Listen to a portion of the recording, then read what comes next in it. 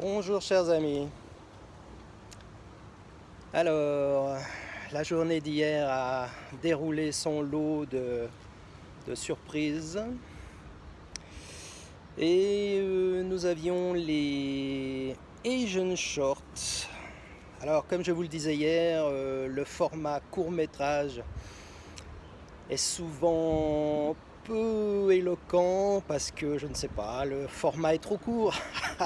Quelle explication extraordinaire! Mais cependant, sur les 6 courts-métrages asiatiques, il y en avait 2 qui étaient vraiment bien. Alors il y avait le réalisateur du Bangladesh, Nuash Humayun, dont je vous ai déjà parlé l'année dernière pour le NIF 2022, qui avait aussi fait un court-métrage. Et là, il a fait une espèce de parabole qui s'appelle Foreigners Only, avec un citoyen du Bangladesh qui veut trouver un appartement, et partout où il va, c'est marqué Foreigners Only. Autrement dit, uniquement pour les non-citoyens du Bangladesh, les Américains ou autres. Et il va se sentir un petit peu décontenancé par cette injustice, et il se met à pleuvoir, donc on va aller vite se mettre à l'abri. C'est ça l'improvisation. Comme ça au moins je vous fais une petite balade. Voilà, je vais me mettre sous un arbre. C'est peut-être moins glamour, quoique il est beau. Voilà. La pluie tombe, ah là là, toute la pluie tombe sur moi, Sacha Distel. Hein, excellent titre quand même. Alors certes, c'est une reprise, mais excellente reprise française, comme il y en a tant. Et donc, il ne vaudrait mieux pas que je digresse trop. Donc, Foreigners Only, eh bien oui, alors c'est une parabole sur le rejet, ou disons cette croyance que les citoyens étrangers seraient meilleurs que les citoyens du Bangladesh. Et Nuash Humayun a voulu dénoncer ça avec une espèce d'hommage à Massacre à la tronçonneuse, puisque notre citoyen lambda va assassiner un touriste américain, je pense. Il va lui découper le visage. C'est pas drôle, mais dans ce genre de film, de court-métrage un peu bis, c'est marrant. Et il va le plaquer sur son visage, et puis il va voler la carte d'identité du touriste qu'il a assassiné. Et il va comme ça le coller sur son visage, se présenter à quelqu'un qui loue. Et puis ça va passer comme ça, et bon, c'est clairement présenté sous l'angle, disons, drôle, et pas sérieux à la Massacre à la tronçonneuse, justement. Et puis il y avait un dessin animé, Meet Again, qui était un peu genre manga, coréen. C'était bien, j'ai mis 4 sur 6. Le Foreigners Only, j'ai mis 5 sur 6. Et puis ensuite, on est passé très rapidement aux choses très sérieuses, avec un film français réalisé par Marina Devin, d'une actrice brune très charmante qui ressemble beaucoup à Béatrice Dalle. C'est vraiment son portrait craché.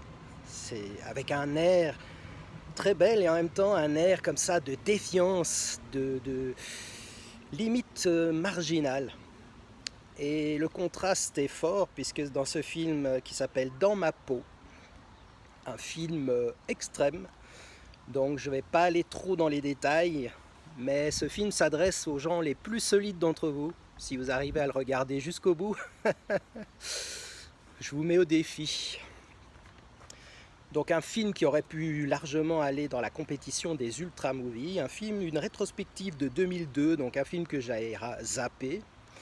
Et oui, il y a trop de films, je n'ai pas tout vu, loin de là, j'en ai vu des tonnes, mais pas tout.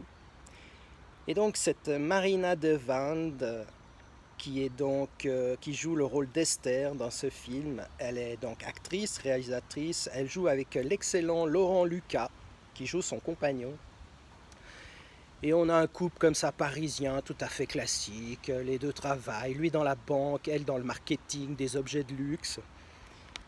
Et puis tout va bien, ils vont essayer de devenir propriétaires d'un appartement au lieu d'être en location. Enfin bref, la vie classique. Le problème, c'est que notre Esther, qui a un prénom digne des tragédies raciniennes, va commencer suite à un accident. Elle se blesse dans un endroit après une fête, une espèce de bout de chantier. Elle se blesse assez gravement sur une jambe. Et là, elle va commencer à développer une sorte on va dire, d'addiction à l'automutilation. Alors voilà, donc le film va très loin, c'est un film jusqu'au boutiste dans ce domaine. Et elle va comme ça faire des allers-retours entre revenir à la guérison et repartir dans une sorte de dérive extrême. Malgré que son compagnon veut l'aider, il est désemparé, tout en même temps il essaye d'être compréhensif, il dit mais pourquoi, puis il n'y a pas d'explication. Elle ne peut donner aucune explication. En gros, elle dit c'est plus fort que moi. Ou elle dit même pas ça, elle dit je ne sais pas. Elle ne sait pas pourquoi elle fait des actes sur elle-même aussi atroces. Et ça, c'est une première lecture du film très importante, puisque bien souvent, des comportements qui sont considérés comme asociaux ou bien très fortement contraires, on va dire, à ce qui est communément admis, eh bien, si on n'a pas une lecture, un paradigme qui nous permet d'essayer de trouver des outils de compréhension à ce genre de comportement, eh bien on reste buté à on ne sait pas. On reste buté devant ce mur d'incompréhension. Pourquoi cette personne va faire ce genre d'acte atroce. Et c'est pour ça que, à mon avis, comme je vous en parle de temps en temps, vous savez que j'aime bien la psychanalyse et disons le paradigme de l'inconscient. Ça me semble être un excellent outil pour essayer de comprendre pourquoi une personne en arrive à des extrémités pareilles. Puisque figurez-vous que ce genre de cas ont été documentés. Ça ne tombe pas comme ça du ciel pour, disons, faire le buzz, pour choquer. Des cas comme ça ont existé, ils sont bien sûr rarissimes, mais ils existent. Et nous nous trouvons là devant la minorité souffrante face à la majorité qui ne comprend pas. Quel beau thème! Et donc, en deuxième lecture, on peut bien sûr très brièvement, parce que je n'ai pas du tout la prétention d'être savant, moi j'ai lu des bouquins à droite à gauche pour m'intéresser à diverses thématiques, c'est tout. Mais disons que bien sûr ça nous renvoie dans une mesure plus soft, entre guillemets, au tatouage, au piercing, et dans une mesure beaucoup plus dramatique à ce qu'on appelle l'automutilation. Alors, il y a des jeunes gens, des adolescents, qui se coupent les bras avec des lames de rasoir ou des couteaux. Et puis là, bien sûr, dans le film, ça va beaucoup plus loin, parce que c'est carrément... Voilà, je vous laisse imaginer. En général, on imagine bien pire que ce qu'on voit dans le film, mais ce film-là en montre déjà pas mal. Hein. C'est bien gratiné. Donc, on peut penser brièvement. Je lance quelques pistes comme ça, à mon humble mesure, aux rites, aux peuplades primitives qui se font des tatouages, des piercings, les rites de passage. Énormément de jeunes gens, depuis en gros ces 20 dernières années, font des tatouages, des piercings, donc on peut penser qu'ils sont en manque de rites de passage, et manque de symboles. Et il y a cette limite très importante de la peau. Votre peau, c'est votre frontière entre votre intérieur, votre monde intérieur. Chez René Roussillon, excellents psychanalystes, on parle de réalité psychique. Je vous renvoie à ces excellentes conférences sur Internet ou à ces travaux. Alors, la réalité psychique, c'est le monde, votre monde intérieur. C'est votre réalité à vous, qui est en vous. Et puis, vous avez votre peau, et votre peau, c'est votre barrière avec le monde extérieur. Et vous êtes tout seul en vous-même, si j'ose dire. Cette limite vaseuse, il y a parfois chez certaines personnes, c'est bien limité, c'est bien compris, c'est bien imperméable, mais parfois il y a une perméabilité. Et cette perméabilité, quand elle est vaseuse dans l'esprit d'une personne, ça peut la mener, cette personne, à des comportements du style tatouage, piercing, ou beaucoup plus grave, au sens de ce qui est admis socialement, de mutilation, d'automutilation. Un mal-être non formulé également, une non-verbalisation des souffrances intérieures peut aussi amener à ce genre de comportement. Il y a des gens qui ressentent les choses mais qui n'arrivent pas à les formuler, ou bien qui n'ont pas d'accès à leur mal intérieur. C'est là où je renvoie au concept d'inconscient. Donc ils n'arrivent pas à formuler, à verbaliser, donc ils n'ont pas accès à leur mal-être. Et donc, un des moyens, si j'ose dire, d'exprimer ce mal-être, c'est classique de le dire, mais c'est quand même assez probant à mon sens, ça peut amener cette personne à avoir ce genre de comportement. Voilà pour ce film Dans ma peau. Très bon film, j'ai mis 5 sur 6, un film extrême. Attention, si vous tombez sur ce film, je vous aurais prévenu. Il y a des gens qui sont sortis de la salle, plusieurs, et pourtant on est au NIF, n'est-ce pas? Donc des gens qui sont censés venir voir des films quand même, on vient pas voir Love Story, hein? Bon. Ensuite, il y avait un film indien qui s'appelait Kennedy. Rien à voir avec le président américain Kennedy qui a été assassiné en 63. C'est un film de tueur à gages trop long. Le film, il y a au moins, dure plus de 2 heures, 2 heures et demie. C'est typiquement ces formats indiens de films interminables. Bon, là, il y avait pas, c'était pas du Bollywood avec des beaux danseurs et des belles danseuses qui nous chantent tous les quarts d'heure. Petit clin d'œil à Gilbert qui se reconnaîtra. Donc un film de tueur à gages. Alors j'ai beaucoup de mal avec ce genre de film. Donc là c'est un ancien policier qui se fait virer suite à une bavure. Mais en fait c'est un psychopathe ce policier parce qu'il tue à tour de bras. Et ça donne vraiment l'impression qu'en Inde, alors je ne sais pas, je ne connais rien dans ce film, qu'en Inde il y a une corruption, chantage, extorsion, kidnapping. Franchement, très naïvement, je ne pensais pas que c'était le cas dans ce pays. J'aurais plutôt vu ça dans les pays latino-américains. Mais pas que, évidemment.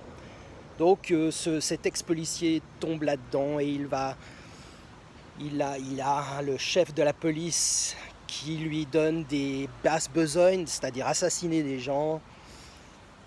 Et puis, donc il assassine à tour de bras. C'est un peu comme ce film avec Tom Cruise, là, Collatéral, je crois que ça s'appelle.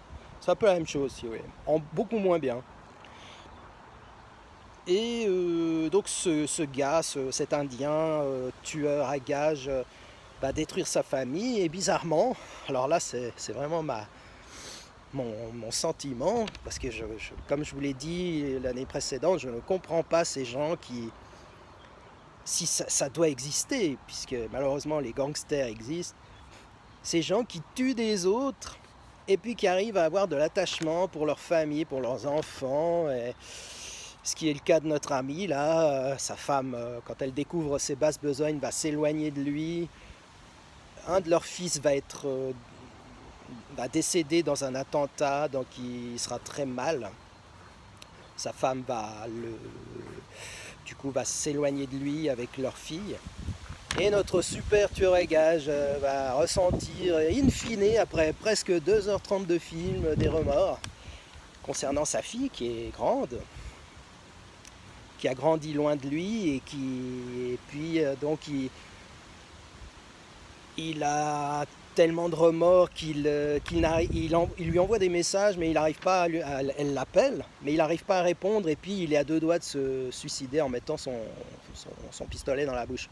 Le film finit comme ça, en queue de cerise, donc c'est vraiment, j'ai mis 2/6, ça s'appelle Kennedy, c'est vraiment pas terrible.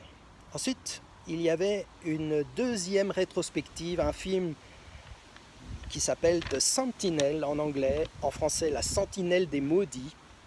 Et nous avons là un film de 1976 de Michael Winner, le très sulfureux réalisateur des Justiciers dans la ville. Il en a fait 3, les 3 premiers, avec Richard Branson.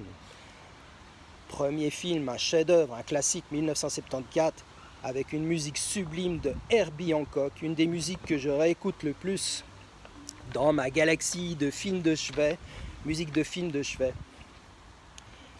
Et Michael Winner, c'est, on va dire, quand même un réalisateur très iconoclaste, puisque en 1976, la compagnie Universal lui a commandé ce film suite au succès de tous ces films, La Malédiction, les films sur le diable, L'Exorciste évidemment de William Friedkin. Donc la Universal s'est dit, nous aussi on veut notre succès, et alors vite, ils ont fait ce film avec un grand nombre de vedettes. Je vous renvoie au casting. Et il y avait notamment Christina Heinz, un mannequin de l'époque. Aïe aïe aïe, ouïe ouïe ouïe. Bon, elle était magnifique. Hein. Alors, The Sentinel, ça raconte l'histoire de ce mannequin, donc, qui vit avec un avocat, et puis elle va comme ça vouloir faire une pause dans sa vie. Alors ils sont censés vivre ensemble, mais elle veut faire un certain temps toute seule dans un appart. Donc là déjà le scénario part un peu en cacahuète, n'est-ce pas? On se dit, qu'est-ce que c'est que cette histoire à 2 balles? Et bon, et donc elle va atterrir dans un espèce de vieil immeuble avec un prêtre aveugle au dernier étage qui passe tout son temps à la fenêtre. Et je vous interdis de rigoler, c'est pas drôle. Bon, alors évidemment, la dame qui fait visiter les appartements lui dit, non mais vous inquiétez pas, c'est un vieillard sénile, il n'est pas dangereux. Bon, elle baratine. Et puis bon, en gros, elle va commencer à subir des événements inhabituels, des bruits en pleine nuit, alors que l'appartement au-dessus d'elle est vide. Et puis elle va se rendre compte progressivement que tous ses voisins, qui sont tous plus étranges les uns que les autres, sont décédés en réalité, et puis que en gros il y a la porte de l'enfer dans l'immeuble, et que alors il y a toute une enquête aussi de l'avocat sur le diocèse new-yorkais, parce que le film se passe à New York. D'ailleurs, c'est ce qu'il y a de plus chouette dans ce film, c'est de voir le New York de 1976. Les costumes d'époque, les voitures d'époque, ça c'est vraiment le régal du film, parce que pour le reste c'est un espèce de mélange très bancal entre tous les films évoqués. Alors il y a même aussi, Michael Winner il est un peu très putassier, si j'ose dire. Il mange à tous les râteliers, donc vous avez des scènes de sexe un peu à la Pasolini, et puis ça mange sur le domaine du diable, sur le domaine des fantômes, sur le domaine des morts. Donc il mange un peu à tous les râteliers, ce qui fait que le film est très bancal. Et il y a même une très grosse citation du film Freaks de Ted Browning, qui pour moi dans ce genre de film est totalement hors sujet. C'est-à-dire qu'à la fin du film, quand la porte de l'enfer entre guillemets s'ouvre, et ben vous avez des freaks. Ah, c'est comme ça que les Américains ont nommé des personnes qui sont, disons, physiquement très différentes des autres. On va dire ça comme ça. Et ils n'hésitent pas à les montrer comme des monstres, entre guillemets, justement. Donc là, le film sombre dans le grotesque. Et aussi dans la parabole à la Lucio Fulci, mais sans le talent de Fulci. Alors là, on en est à des années-lumière. Donc un film très bancal, mais j'ai quand même mis 4 sur 6 à cause de la nostalgie, parce que je suis très nostalgique. Et on a fini par Double Blind, un film d'un Irlandais. Et oui, l'Irlande produit aussi des films extrêmes. Dans la section Ultra Movie, Double Blind, un film de Ian Hunt Duffy qui est venu nous voir alors qu'il était minuit 45 et que bon, il était assez tard. Un très sympathique jeune homme réalisateur qui nous a fait un film sur une expérience, on va dire, pharmaceutique. Donc il y a une boîte pharmaceutique fictive dans le film qui propose à des jeunes gens qui ont la vingtaine de prendre des médicaments dans un espèce de bunker au sous-sol. Et selon un protocole, et puis il y a la chef de l'expérience qui est là, la chef du labo qui de temps en temps rend des comptes à ses supérieurs qui sont dans des écrans lointains, donc c'est par télétravail, par visioconférence, en ligne, elle appelle en disant ça part en cacahuète avec une grande force, les jeunes gens commencent à avoir le cerveau détruit, mais c'est très marrant, mais les gens de la boîte pharmaceutique en question disent mais non, mais on y va, on va leur filer 30 000 $ à chacun parce que les jeunes gens commencent à avoir des symptômes, s'inquiètent en disant non mais nous on va arrêter, puis la chef de l'expérience leur dit non mais oui, mais vous pouvez arrêter quand vous voulez, mais on vous file 30 000 $ de plus par tête si vous restez. Alors les jeunes gens sont très contents. Évidemment, ça va partir en vrille, ça va être un désastre total, les jeunes gens vont commencer à saigner, à mourir dans des convulsions. Le film est pas trop mal avec tout un suspense. La chef du labo va essayer de se barrer et puis elle va être coincée dans la porte du bunker qui se met en quarantaine 24 heures avec un compteur. Et puis donc elle va mourir comme ça, percée par les tiges de métal du bloc. Donc, et puis les jeunes gens vont commencer comme ça à essayer de trouver une solution et tout. Et ça part bien en vrille et c'était vraiment sympa. Un film tout à fait honnête, Double Blind. Voilà, j'ai mis 4 sur 6. Voilà, alors merci pour ceux qui ont la gentillesse de m'écouter et à demain.